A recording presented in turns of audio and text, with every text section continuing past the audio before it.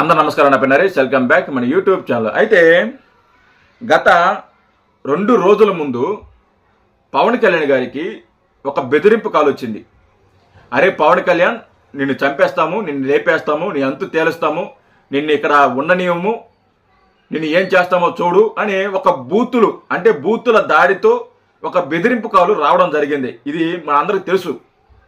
అయితే ఉన్నత అధికారులు దీని మీద రియాక్ట్ అయ్యి ఈ కాలు ఎక్కడి నుంచి వచ్చింది, ఎవడు చేశాడు, ఎవడు, ఏ ఊరు, ఏ ప్రాంతం అని కనుక్కునే పనిలో హోమ్ మినిస్టర్ దృష్టికి తీసుకువెళ్ళడం జరిగింది.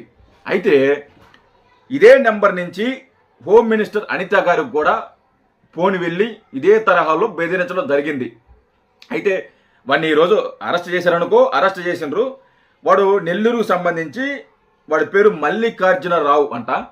మల్లికార్జునరావు నెల్లూరుకు సంబంధించిన వ్యక్తి. వాడు ఫోన్ చేసి బెదిరించినట్టు పోలీసులు నిర్ధారించి వాడిని అరెస్ట్ చేసి బహుశా ఇంకాసేపట్లో కోర్టులో కూడా ప్రొడ్యూస్ చేసే అవకాశం ఉంది. అయితే ఈ ఫోను చేపించిన వ్యక్తి ఎవడు? ఇదే పెద్ద క్వశ్చన్. చాలామంది మీడియాలో మాట్లాడుతున్నారు పెద్దలు, వాడికి మతి స్థిమితం లేదు, వాడు ఒక తాగుబోతు, అందుకే వాడు అలా మాట్లాడి ఉంటాడు, అలా బెదిరించి ఉంటాడు అని మాట్లాడుతున్నారు. నిజంగా మనం కొంచెం అబ్జర్వ్ చేస్తే ఒక తాగుబోతు అయ్యుంటే, ఒక మతి స్థిమితం లేని వ్యక్తి అయ్యుంటే డిప్యూటీ సీఎం పవన్ కళ్యాణ్ గారికి ఫోన్ చేసేంత సత్తా ఉంటుందా? ఆయన నెంబరు లేదా ఆయన సిబ్బంది సంబంధించి ఎవరికో ఫోన్ వచ్చిందంట, వాళ్ళ నెంబర్ అయినా సరే వాడికి ఎలా తెలుస్తుంది? వాడికి మతి స్థిమితం లేకుంటే, వాడు తాగుబోతు అయింటే, వాడు చిల్లరగాడ అయి ఉంటే, ఓ రోడ్డు సైడ్లో తిరిగే వ్యక్తి అయితే ఒక రాష్ట్రానికి డిప్యూటీ సీఎం పవన్ కళ్యాణ్ గారి సిబ్బంది నెంబరు వాడికి ఎలా తెలుస్తుంది? వాడి వెనకాల ఎవడో పెద్ద వ్యక్తి ఉన్నాడు. ఖచ్చితంగా వాడి వెనకాల వైసీపీ అనే వ్యక్తిలో ఉంటారు ఖచ్చితంగా. ఎందుకంటే ఇలాంటి పోరబోగ పనులు చేసేది వాళ్ళు తప్ప ఇంకెవరు చేయరు. నిన్నటిదాకా చాలామంది అనుకున్నారు ఈ బెదిరింపు కాలు మొన్న కాకినాడలో భీమ్ కొంచెం పట్టుబడి చేశారు కదా, షిప్పు, దానికి సంబంధించిన ఒక మాఫియాని పవన్ కళ్యాణ్ గారు గెలికారు, వాళ్ళతో పెట్టుకున్నారు, అందువల్లే వాళ్ళకి సంబంధించిన వ్యక్తులే ఫోన్ చేసి బెదిరించుంటారు అని నిన్నంతా కూడా మీడియాలో అదే సర్క్యులేట్ అయింది. కానీ దీనికి సంబంధం లేదు.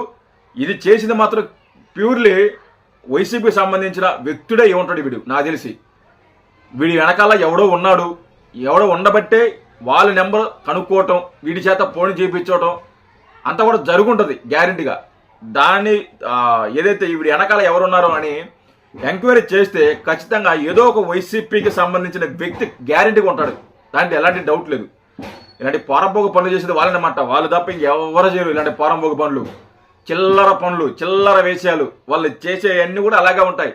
ఫోన్లు చేసి బెదిరించడం, ఫోన్లు చేసి అది చేస్తాం, ఇది చేస్తాం, మీ ఇంటికి వస్తాం, మీ బెడ్రూమ్లోకి వస్తాం, నిన్ను లేపేస్తావు, నీ అంతు చూస్తావు, నీ సంగతి చూస్తాం, నువ్వు ఎలా తిరుగుతావు చూస్తావు, నువ్వు ఎలా బయటకు వస్తావు నేను చూస్తాను అని చెప్పి రకరకాలుగా వాళ్ళు చిల్లర చేష్టాలు, చిల్లర వేషాలు వాళ్ళు వేస్తూ ఉంటారు. మనందరికీ తెలిసిన విషయమే.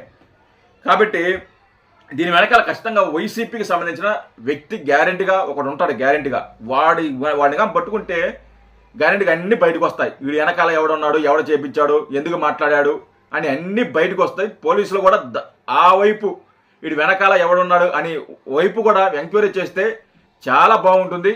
ఎందుకంటే ఇది చిన్న విషయం కాదు, ఇది చాలా పెద్ద విషయం. అంటే ఒక రాష్ట్ర డిప్యూటీ సీఎంకి కాల్ చేసి బెదిరించాడంటే నువ్వు నేను ఎంత, సామాన్యులు ఎంత?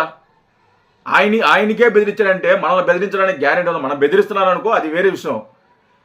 అలా కాబట్టి అలాంటి వాడిని వాడి వెనకాల ఎవడున్నాడు అనేది ఖచ్చితంగా తెలుసుకోవాలి.